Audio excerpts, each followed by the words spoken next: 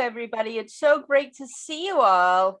Hello, Great how are to see you? you. Good. I am great. Happy to see you guys. And White Elephant, I want to hear all about it. How are you all involved and how did it come to be? Because it's amazing and I'm so excited about it. Thank you. Thank you.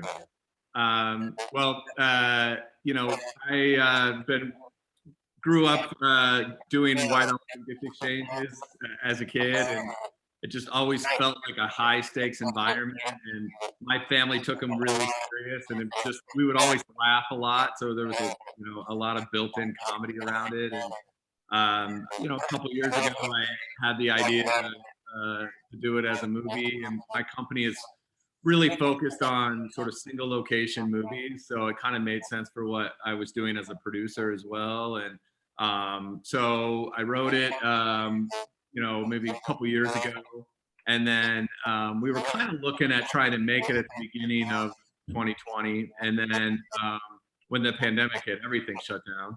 And then, sorry, I'm getting another feedback. Yeah, I'm hearing a lot of feedback on you, Corey. I don't. Yeah. Maybe my. Is that us? Should we mute our mics, or is that just Corey's thing? I don't know. Rule of thumb when you're not speaking to mute your mic just in case for feedback. Cool. And then the pandemic hit, obviously, and everything shut down. And then once we got to last summer, and we started to think like, maybe there's a way to try to get something shot. And this felt like such a good project because it's so contained and the cast is small. And so we put it together kind of in the middle of last summer, and brought in these lovely people and a handful of others in the casting process. And it was super fun because I think we were all coming from the same place where we, had all been cooped up in our houses for months and months. And so just as we rehearsed, for 10 days or something like that leading up to it, we would rehearse for an hour and then stay on the Zoom for another hour, just like hanging out. Cause I think everyone just felt so excited to like have something to work on and be making new friends and things like that. Wonderful. And was that little cutie pie behind you involved too, that little doggy? Oh, did he jump in there? Yes, yes. Was he involved? And what does he think of White Elephant? I think he thinks it should have been called White Doggy. I know, exactly. Adorable. And what about Lana and Coco? How were you two involved? I would love to hear your take on it and how you were involved. Yeah. I auditioned, and my husband actually plays my love interest in this movie. We auditioned separately, we just did, and then they paired us up together. Corey was like, "Oh, you guys can read together in person?" And we were like, "Yeah, we're married." And he was like, "Oh, well, that's easy." So, I think we had a little bit of an edge because we got to like physically touch each other, whereas everyone else was on Zoom pretending to touch each other. And then we both got cast, and it was great because we not only got to make a movie in quarantine, but we got to do it together. And I felt so safe the whole time. That was a big thing for me. I was very paranoid this entire last year, but Corey and everyone took it really seriously and made sure we all felt safe. And I had a great time. And pretty much similar for me, except for my husband was not cast well in this film. Don't have a husband. But no, I just auditioned. I really liked the project. I thought it was great to add like something lighthearted to such a dark stage of life in the world. So I had a great time just auditioning for it. And then I did a couple callback Zooms, or how it goes these days.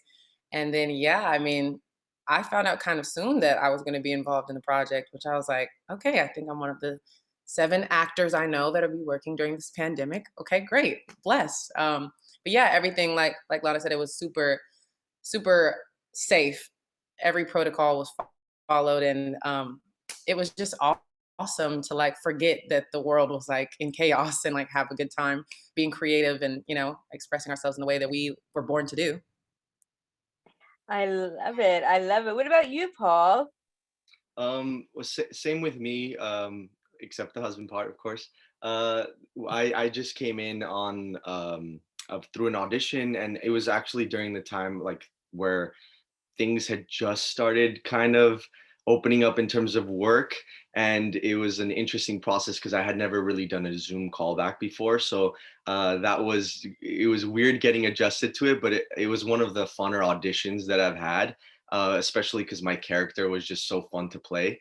And Yeah, signing onto the project, it was just such a such a different experience. One of the most like rarest, and one of the things that I will remember forever, because it was in the middle of the pandemic, and there were so many protocols to follow, and of course Corey and the team, they did an amazing job with that.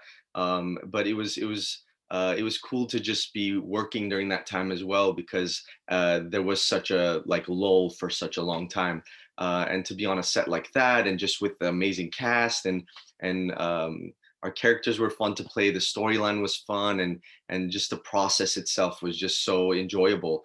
And it was like we were in the middle of summer and we were shooting at Christmas, and so we were like sweating, and we were wearing like layers.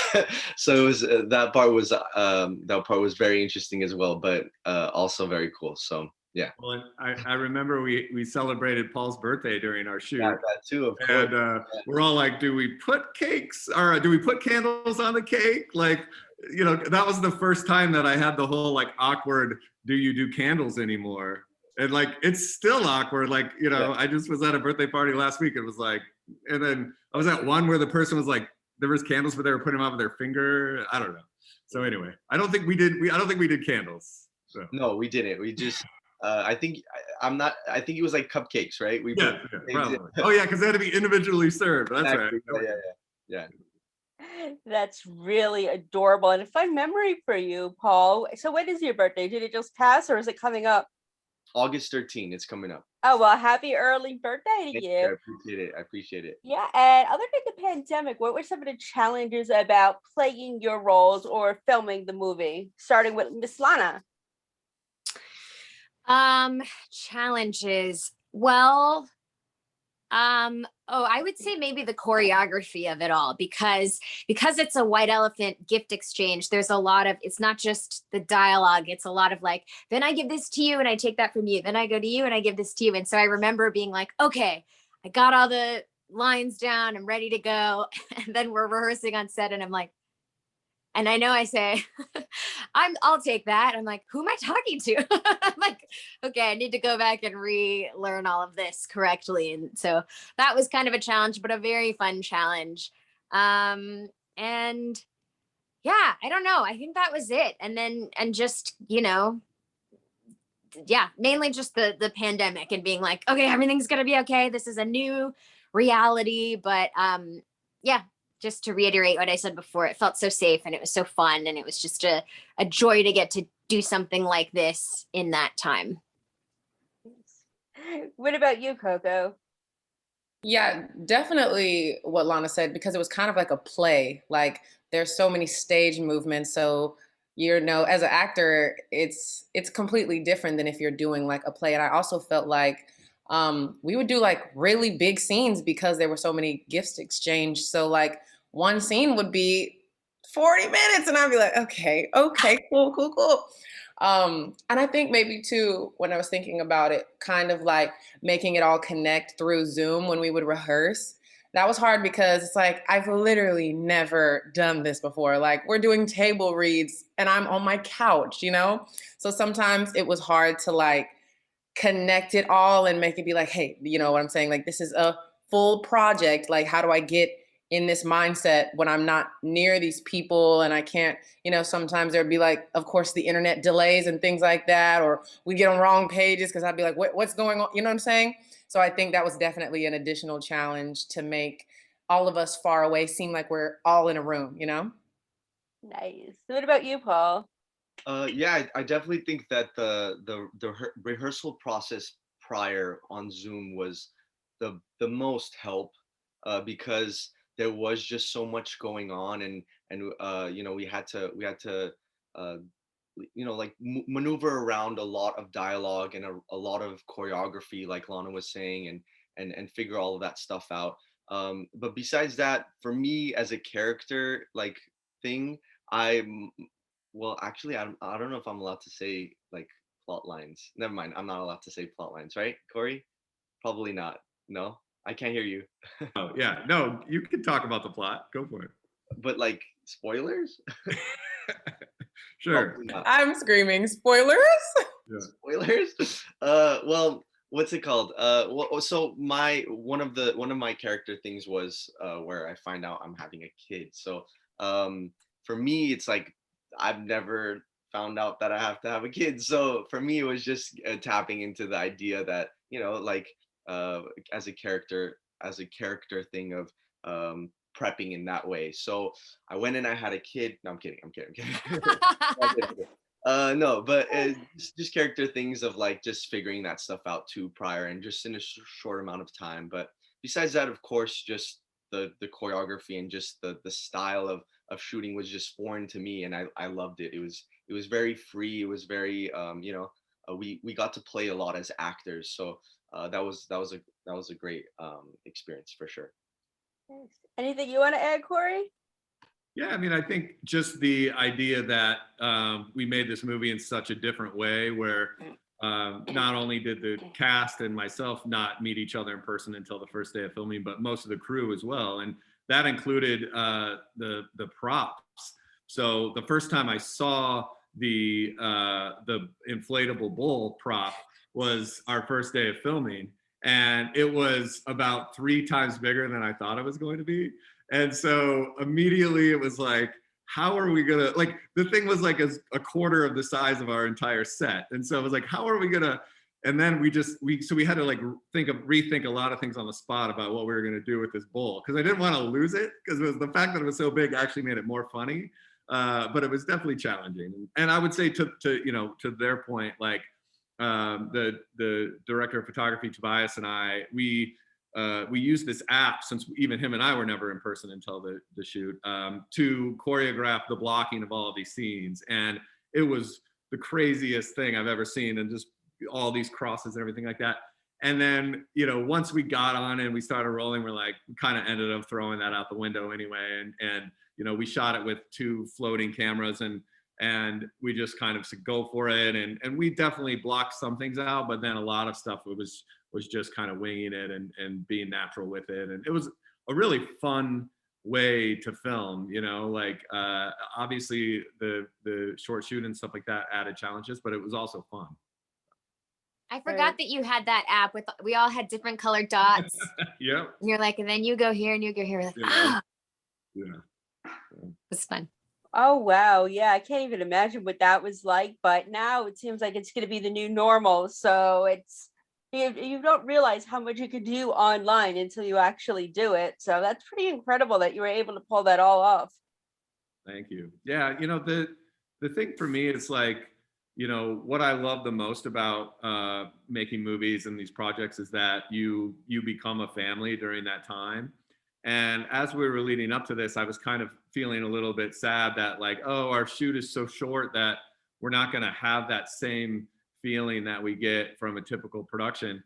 And then it actually happened anyway. I think because of, all, like I mentioned earlier, the Zoom rehearsals, we did a lot of them as a cast. I mean, these 3, our entire cast went completely memorized the movie before they even stepped on set. So that was a lot of work that they put in. And those Zooms were fun too. Like I remember we'd pop open some rosé and chat and whatnot. But and then I think the fact that it was such a small crew also, like we did even though it was a short set, we did end up becoming really close and feeling that family feeling that you do from a typical project. So That's incredible. I'm so excited for you guys. And I know you said you did, Corey, but have any of you ever done a white elephant before? And if so, did you use that experience to kind of incorporate into your roles? I've only ever done the Secret Santa. Yeah. But I will say, after White Elephant, I was like, okay, I need to implement this because you're on to something, Corey. Yeah. I've played with my husband's family who took it very seriously, and I was not ready. I was like, oh, they're going to be nice to me because I'm new here. This is like way back, his extended family. They were not nice to me. Anytime I opened something fun, they were like, give me that. And I ended up with these like weird snowman shakers because I wanted to take something better, but I just thought, I don't want to lose an eye. So I kept my eyes and my snowman. But yeah, that game is intense and so fun. But I don't think any of us are experts like Corey's family. What about you, Paul? Any white elephant memories in real life? Yes, many. My friends take it very seriously as well, and it gets pretty intense. But yeah, definitely not as intense as Corey's stories, for sure. But yeah, I think it's a fun game that everyone should play, and I think it's such a great plot line for a movie and a story. So it was fun to just dive into that and take experiences that I had in my real life and reactions and things that you would do in real life for this. Yeah, And my family decided to bring back White Elephant this year in honor of the movie. So, and we also felt like it was somewhat of a COVID safe way to do it. But typically you would have like a $10-20 price limit, and there are kind of gag gifts and stuff. But my family this year, we did it the way it is in the movie, where we upped the level of the gifts, and there were really good legit gifts, and it was a nice battle. I ended up with a massager that you like wrap around your whole body, and it's like a heat pad. I used it yesterday, so getting some good use Nice. out of that. I need one of those. same, same. Not quite where I thought he was going with that story, but Yeah. Yeah. very nice. I love it. We had that too, and my sister's father-in-law's family does it. I remember we went to it one year, and it was just the same thing. A lot of gag gifts and fun gifts, and like a little mix of everything. I think I ended up with this nice coffee set, and it was gone within the first couple of days because me and my coffee, and there was chocolate in there too. So, Good. and I think a Starbucks gift card, and that was gone pretty quickly too. But yeah, it was a pretty legit gift. So I love that idea. Hope we do it again this year. Yeah. Nice. And I think you're going to start traditions for other families. Do you think that's going to happen because of the movie, Corey, with people watching? Well, hopefully, no one has the same drama that we have. Without the drama. I mean, without the drama. In all honesty, like, I feel like, there's a lot of story that happens in this movie, and it happens fast, but really it's pretty grounded. Like, these are all things that, happen when families get together and things come out. And, that was for me the most exciting part of writing it, was that I didn't want to go too far fetched as far as what things can happen, and I don't know, especially with families, but even with groups of friends who've been around close, I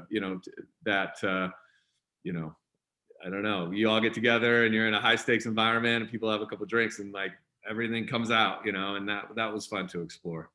That is, yeah. And then the more things come out, the more sometimes. And yeah, it's vicious cycle, but a quite interesting one too. Yeah. And I think, all three of Lana and Paul and Coco and we all had sort of one-on-ones going into it too, and really talked about what their character arc is. And especially these three roles all had a very strong character arc. And it was super fun to explore that. And like in a 80-minute movie that never leaves the one house, it can be quite challenging. You don't have the big set pieces or whatever that you might in a more typical movie to sort of build your character and some of that stuff around. So it really falls a lot just on the acting, and our cast did such an amazing job with all of this. And I remember the first time that we ran like a long scene, and I think Lana's character gets really emotional, and I'm sitting here watching on the monitor, and I've got crazy goosebumps and tears going down my eyes. And then finally, after like the 20-minute scene, I yell cut, and then I'm like, holy shit, we got it. Like this is, so I give all the props to the actors because they did an amazing cast. So Oh, absolutely. And I can't wait for the public reaction to it because I know it's going to be amazing. But I'm almost out of time. I want each of you to describe the movie in 3 words for me, starting with Corey.